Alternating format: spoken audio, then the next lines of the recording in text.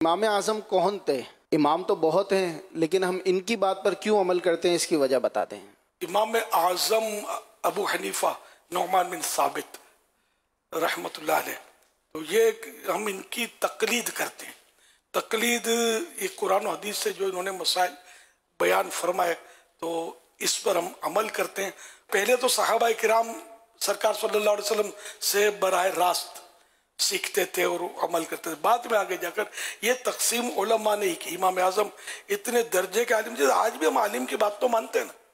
کہ عالم کو مسئلہ پوچھتے ہیں تو کوئی بولے کہ عالم نے بتایا تو کیوں مانا، خود کتاب سے قرآن پڑھ کے تو ہم نہیں نکال سکتے، اس لیے ہم علماء کو پوچھتے ہیں۔ اور یہ قرآن کا حکم ہے ہمیں، فَاسْأَلُوا أَهْلَ الذِّكْرِ إِن كُنتُمْ لَا تَعْلَمُونَ، تو تم نہیں جانتے تو جاننے والوں سے پوچھو۔ تو یہاں اہل ذکر یعنی علماء، تو علماء سے پوچھو، تو یوں ہم پوچھ رہے ہیں۔ لیکن یہ کہ ایک تقسیم ہے کہ امام اعظم ابو حنیفہ رحمۃ اللہ علیہ اتنے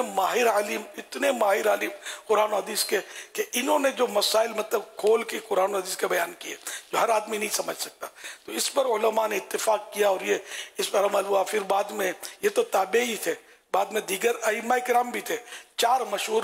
اماموں کی تقلید کی جاتی ہے، ویسے اوروں کی بھی کی گئی ہے مجتہدین کی، لیکن اب دنیا میں 4 امام رہ گئے۔ امام اعظم کی تقلید ہم اس لیے کرتے ہیں کہ ویسے تو بکثرت علماء نے یہ لکھا ہے کہ جو مذہب اہل سنت و جماعت ہے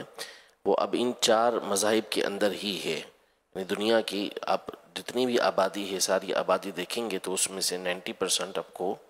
وہی ملیں گے کہ جو ان 4 اماموں میں سے کسی نہ کسی امام کی پیروی کرتے ہیں۔ تو 4 ائمہ حق ہیں، اور جو دیگر مذاہب تھے جیسے امام اوزاعی کا، امام سفیان ثوری رحمۃ اللہ تعالیٰ علیہ کا، دیگر اور ائمہ کے مذاہب تھے، لیکن چونکہ اللہ پاک کی مرضی ہے جس کے مذہب کو اس نے باقی رکھا، جن کے اصول کو اس نے باقی رکھا، اور ان 4 مذاہب کے جو بعد کے علماء آئے انہوں نے مزید اس کے اوپر کام کیا اور ان کے اصول، ضابطے، قانون یہ سارے مرتب کیے، تو یوں یہ 4 باقی رہے اور ساری دنیا کے اندر پھیلے۔ تو اب ساری دنیا کے مسلمانوں کا ایک طرح سے اس پر اجماع ہے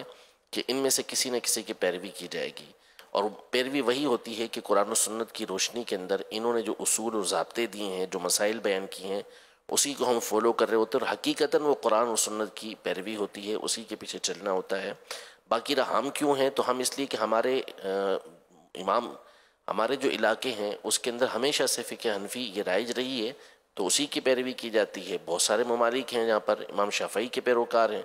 تو امام شافعی کی تقلید کرتے ہیں، بہت سارے جگہ ہیں کہ جہاں امام مالک کی تقلید ہوتی ہے تو وہاں پہ ان کی تقلید ہوتی ہے۔ تو جو جہاں ہوتا ہے اور جس مذہب پر وہ چل رہا ہوتا ہے پھر اسی پر اس نے چلنا ہوتا ہے، تو اس لیے کسی نہ کسی ایک امام کی پیروی کی جاتی ہے۔ اور داتا حضور یہ حنفی تھے، ہمارے غوث اعظم حنبلی جن کے ہم مرید ہیں، تو طریقت میں ہمارے امام غوث پاک ہیں، اس میں بھی شرم کوئی حرج نہیں ہے کہ حنفی، شافعی، مالکی، حنبلی، ان کے بارے میں فتح رضویہ میں لکھا کہ یہ سب حقیقی بھائی کی طرح ہیں، حقیقی بھائی ہیں، ان کے عقیدے میں کوئی فرق نہیں ہے۔ بعض مسائل میں کہ قرآن و حدیث سے ان کو یہ سمجھ آئی اور ان کی صلاحیت اتنی تھی کہ ان کا سمجھنا منظور رکھا گیا،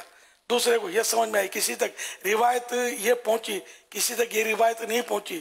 یا بعد میں روایت میں کچھ جیسے کو راویوں کے مسائل، یہ پورا اسماء الرجال جو ہوتا ہے اس کے ایسے مسائل ہوتے ہیں۔ تو یہ جن ائمہ مجتہدین نے جو اپنی علم سے سمجھا تو اس کے مطابق انہوں نے ارشاد فرمایا، اور یہ ایسے اہل تھے کہ ان کا ارشاد فرمانا یہ ایتھنٹک ہے۔ تو یوں مطلب ہے کہ ان کی تقلید کے سلسلے چلے، بڑے بڑے علماء، بزرگان دین، اولیاء کرام یہ کسی نہ کسی امام کے مقلد ہوتے تھے۔